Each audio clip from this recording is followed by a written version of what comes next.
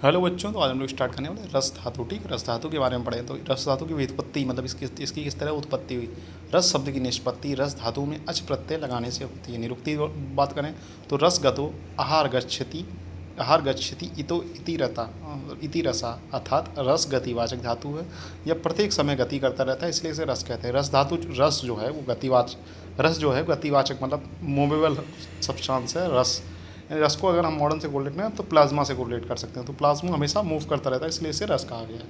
ठीक है, इसके पर्याय की बात करेंगे तो सौम्य धातु, आहार प्रसाद, धातु सार, आहार तेज, वहिनी संभूत। ठीक है, रस धातु का स्थान तच्च च हृदय स्थानम सा हृदय चतुर्विशंति धमनी अनुप्रवेशिता 10 च अधोगमनिश श त्रियश स सच तस्त्र सच त्रियग त्रिज्ञा कृष्ण शरीरम आहार त्रपति वर्धति धारयति यपति चा दृष्ट हेतु के कर्मणा। तो ये अगर आप पूरा श्लोक याद कर लेंगे तो ये श्लोक का कहीं कहीं पर पार्ट्स काम आ जाए। जैसे हृदय का स्थान पूछा गया, तस् चा हृदय स्थानम, तो रस धातु का स्थान कहाँ है? हृदय स्थान है। ठीक है, आगे जो काम है ये रस धातु किस तरीके से संवहन करता है, तो इसमें ये वाला श्लोक आ जाए। चा हृदय चतुर्विशंति धमनी अनुप्रवेशित्या ऊर्ध्वगा 10 च अधोगमनिश सच त्रियगमा। ठीक है, कृष्णा। ठीक है, अब इसके बाद आएगा इसके कार्य क्या होंगे, तो शरीरम आहार त्रपति वर्धति धारयति यपति च दृष्ट हेतु के कर्मणा। इसको तीन पार्ट में तोड़ के पढ़ेंगे। ठीक है, एटलीस्ट अगर आप पूरा याद कर सकते हैं तो बहुत ईजी रहेगा। ठीक है, पूरा मतलब पूरा जो रस धातु होगा वो इस पूरे श्लोक पर ही वेस्ट होगा। ठीक है, रस धातु का स्थान हृदय है। हृदय से रस धातुएं धमनियाँ यानी कि 24 धमनियाँ निकलती हैं, जिसमें 10 ऊपर की ओर जाती हैं, 10 नीचे की ओर जाती हैं और 4 तिरछी जाती हैं। में प्रवेश कर पूर्व कर्म के प्रभाव से शरीर को प्रतिदिन तृप्त करती हैं तथा पोषण करती हैं, बढ़ाती हैं, धारण करती हैं तथा यापन करती हैं। तो अगर पूछेगा रस धातु का स्थान तो सिंपल आप एक लाइन का श्लोक लिखेंगे, तस् चा हृदय में स्थानम। ठीक है, खत्म। ठीक है, इतना बड़ा श्लोक लिखने की कोई जरूरत नहीं, लेकिन ये पूरा श्लोक आपके काम में आएगा। ठीक है, तोड़ के इस पूरे श्लोक को पढ़ेंगे। ठीक है, ठीक है, चलो आगे बढ़ते हैं। अब रस धातु के गुण पढ़ेंगे। रसो आपी श्लेष मतलब रस धातु का गुण कफ दोष के समान होता है। रस धातु जो भी होती है, जैसे कफ हमारा क्या कहता है बल को प्रदान करता है, उसी के समान इसके सारे गुण होंगे। ठीक है, पंच महाभौतिक संगठन की बात करें तो रस आप्या मतलब रस में क्या जल महाभूत की प्रधानता होती है। रस धातु का प्रमाण कितना है? नवम अंजलया मतलब 9 अंजलि इसका प्रमाण होता है। रस धातु के कार्य तो यहाँ पर ये वाला श्लोक का सेकेंड वाला पार्ट आ गया। शरीरम आहारस्य त्रपति वृद्धति धारयति यपति च दृष्ट हेतु के कर्मणा, ये वाला श्लोक आ जाएगा। ठीक है, रस धातु के कार्य में तर्पति वृद्धति धारयति यपीन च दृष्ट हेतु के कर्मणा। मैंने कहा था इसी पूरे श्लोक को मैं पूरे इसमें रस धातु में एक्सप्लेन करूँगा। अर्थात त्रापति रस धातु जीवन का प्रत्येक अवस्था यानी बाल अवस्था में, मध्य अवस्था में और वृद्ध अवस्था में शरीर का तर्पण करती है। शरीर की प्रत्येक कोशिकाओं को पोषक द्रव्य पहुंचाना रस धातु का ही कार्य है। मतलब प्लाज्मा के द्वारा, प्लाज्मा में क्या होता है ग्लूकोज होता है, ग्लूकोज वगैरह से ज़्यादा हमारे सारे सेल्स को न्यूट्रिशन प्रोवाइड करता है। यहाँ पर कहने का मतलब ये है। वृद्धि का मतलब क्या होता है? रस धातु बाल्य अवस्था में शरीर का वर्धन करती है। रस धातु बाल्यकाल में आवश्यक सभी पोषक तत्वों को शरीर के धातु उपधातु में निरंतर पहुँचाती रहती है, जिससे शरीर का समुचित विकास हो सके। ठीक है, मतलब वृद्धि यानी का मतलब ये पूरे शरीर का वर्धन करती है। जैसे बच्चा बहुत छोटा होता है तो रस धातु की मदद से शरीर के सारे पार्ट्स जो होते हैं वो ग्रो करते हैं। धारयति मध्य अवस्था यानी युवा अवस्था में शरीर का समुचित विकास हो चुका होता है, इसलिए इस काल में देह के उपदानों दोष धातु एवं मलों को स्थिरता प्रदान करती है। यहाँ देखो, जैसे आदमी युवा अवस्था में आ गया, मतलब 25-30 साल के में आ गया, तो उस समय क्या करती है, ये सारी चीज़ें मतलब हमारी बन चुकी हैं, मसल्स वगैरह सब कुछ बन चुकी हैं, उन्हें मेंटेन करने का काम ये करती है। आप्यति मतलब क्या होता है? वृद्धावस्था में शरीर क्षीण हो जाता है, अर्थात इस अवस्था में शरीर की धातुएं उपधातु दोष एवं मलों में क्षीणता आ जाती है। रस धातु इन सबको क्षीण होते हुए भी नष्ट होने से बचाती है। यही रस धातु का यापन कर्म में क्या होता है? जैसे बुढ़ापा आ जाता है, बुढ़ापा में क्या होता है? मसल्स बिल्कुल वीक हो जाती हैं, एनर्जी बिल्कुल डाउन हो जाती है। तो ये रस धातु क्या करती है, इन सबको बिल्कुल मतलब क्षीण तो हो रही है, देखो भाई एजिंग के साथ चीज़ें कम तो होंगी, लेकिन उससे बिल्कुल अगर नष्ट हो गई तो आदमी मर जाएगा पूरा। सारे धातुएं अगर नष्ट हो गई तो आदमी मर जाएगा।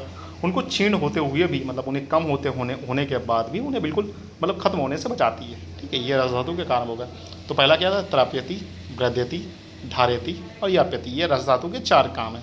आप ये याद कर लेंगे, त्रपति, वृद्यति, धारयति और याप्यति। त्रपति बाल्यावस्था, वृद्यति बाल्यावस्था, धारयति मध्यम अवस्था और याप्यति वृद्धावस्था। ठीक है, कैसे करती हैं वो आप जब आप ये 4 पॉइंट याद रखेंगे तो आपको अंदर का लिख पाएंगे। ठीक है, रसम प्रीणम, रसस तु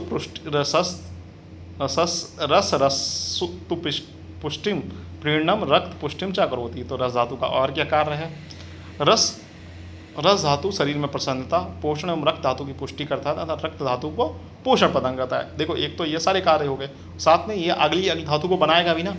जब आपको मैंने केदारी को लिया न्याय, खले कपोर न्याय, इन सब न्याय को पढ़ाया था, तो वहाँ पर बताया था कि एक भाग में तो अपना काम करेगी, अपना काम कर लिया, अपने काम करने के साथ साथ नई धातु को बनाने में भी काम करेगी।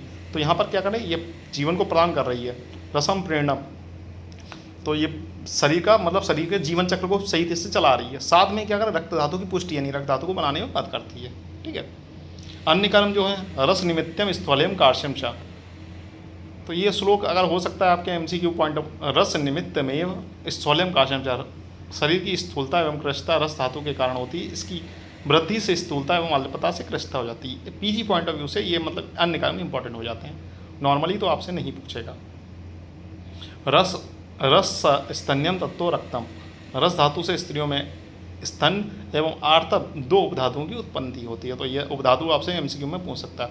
रसाद रक्तम, रस धातु से उत्तर रक्त धातु का पोषण होता है।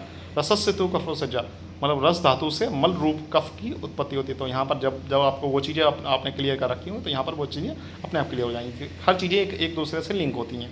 अगर आपको रस धातु के फर्स्ट लेक्चर में हमने क्या पढ़ाया था, रस धातु के बारे में पढ़ाया था, उनके उपधातु पढ़ाई थी, उनके मल पढ़ाए थे, सब कुछ। तो वहाँ से अगर आपको क्लियर है तो यहाँ पर सिर्फ आप एक बार रीडिंग मारेंगे आपको क्लियर हो जाएगा। ठीक है, नहीं क्लियर हो एक बार फिर वो उस लेक्चर को देख लीजिएगा, क्लियर हो जाएगा। अब बात करेंगे रस धातु की उत्पत्ति कैसे होती है। जठराग्नि में पाचित होकर बना आहार रस जब रसवाह स्रोतों में पहुँचता है तब वहाँ उपस्थित रसाग्नि इस आहार रस का पाक होता है। इस पाक के परिणाम स्वरूप सार या प्रसाद तथा कीट या मल की उत्पत्ति होती है। सार भाग के 2 रूप होते हैं, सूक्ष्म तथा स्थूल। स्थूल भाग से पूर्व विद्यमान रस धातु का पोषण या उत्पत्ति होती तथा सूक्ष्म भाग से एक अंश से उपधातु तथा दूसरे अंश से उत्तर धातु का निर्माण एवं पोषण होता रहता है। कहने का मतलब है पूरा जो आपको बताया था खले कपोर न्याय, एक काल धातु परिणाम पक्ष, उसमें क्या था, देखो इसके 3 पार्ट हो गए, एक स्थूल भाग, एक सूक्ष्म भाग, एक हो गया स्थूल भाग, सूक्ष्म भाग और रक्त निर्माण अंश। रक्त निर्माण अंश से तो आगे की धातु बन जाएगी। स्थूल भाग से क्या होगा, स्थूल भाग से मेनली जो धातु होगी उसका पोषण होगा। सूक्ष्म भाग से क्या होगा, सूक्ष्म एवं स्थूल भाग से पूर्व विद्यमान रस धातु का पोषण होता है। सूक्ष्म भाग के एक अंश से उसकी उपधातु बन जाएगी। ठीक है, और एक अंश से जो दूसरे अंश से क्या होगा, उसकी अगली वाली धातु का होगा, उसका निर्माण और पोषण होगा। ठीक है, ये यहाँ पर उसी चीज़ को एक्सप्लेन किया गया है। ठीक है, जो पहले बताई पंच महाभौतिक आहार आपने खाया, उस पर जठराग्नि क्रिया हुई, 2 भाग में वो डिवाइड हो गया।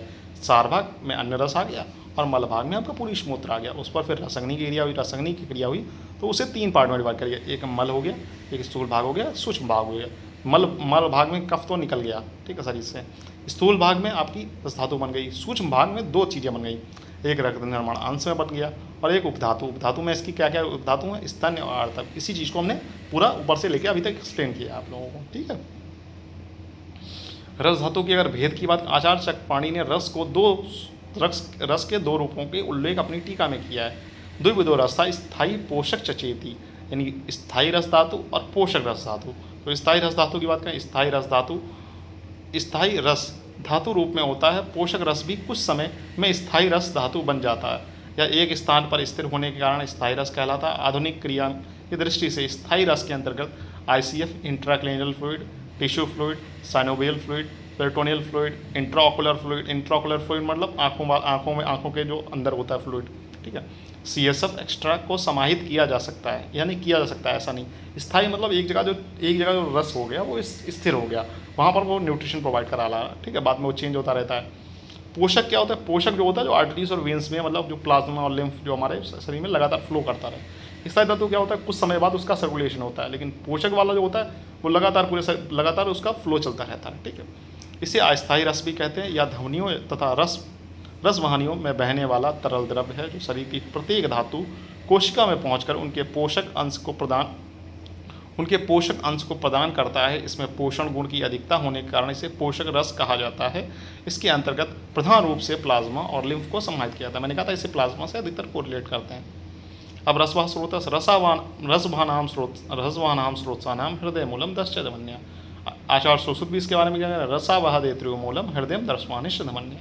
दोनों लगभग एक ही चीज़ मानी है। इन्होंने 10 ध्वनियाँ मानी है और हृदय को मूल माना। उन्होंने रसवानिश्च ध्वनियाँ का वर्णन किया है और हृदय इन्होंने माना है। इन्होंने मतलब दोनों ही आचार्य ने रसवाह स्रोतस के मूल को हृदय ही माना है। ठीक है, और उनसे निकलने वाली 10 ध्वनियों को माना है। आचार्य सुश्रुत ने रसवाह स्रोतस का मूल हृदय और रसवाहिनी ध्वनियों को बताया है।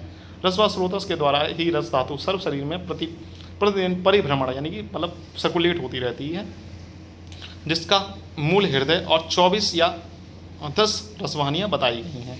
आधुनिक क्रिया के अनुसार ये रक्त ध्वनियाँ होती हैं। रक्त धातु हृदय में रहकर इन रक्त ध्वनियों के द्वारा सर्व शरीर में परिभ्रमण करता है। आधुनिक शरीर में हमने जिससे प्लाज्मा से कोरिलेट किया गया। प्लाज्मा क्या होता है? प्लाज्मा का मेनली जो सर्कुलेशन होता है वो हार्ट के द्वारा होता है। उसी चीज़ को यहाँ पर हमारे आचार्यों ने बहुत पहले एक्सप्लेन कर दिया। हार्ट के द्वारा ही तो पूरा सर्कुलेशन चल रहा है, तो वही हृदय को मूल माना गया। रक्त का भी वैसे ही चलेगा, क्योंकि RBCs भी तो उसी में प्लाज्मा में ही मिक्स हैं, तो रक्त धातु का भी लगभग ऐसे ही चलेगा। ठीक है बच्चों, आज के लेक्चर में बस इतना ही। अगले लेक्चर में इसे फिर कंटिन्यू करेंगे और इसे ख़त्म करेंगे। ठीक है बच्चों, ठीक है, तब तक के लिए इतना ही। मिलते हैं नेक्स्ट लेक्चर में। तब तक के लिए हैव अ नाइस डे। पढ़ते रहें, मस्त रहें।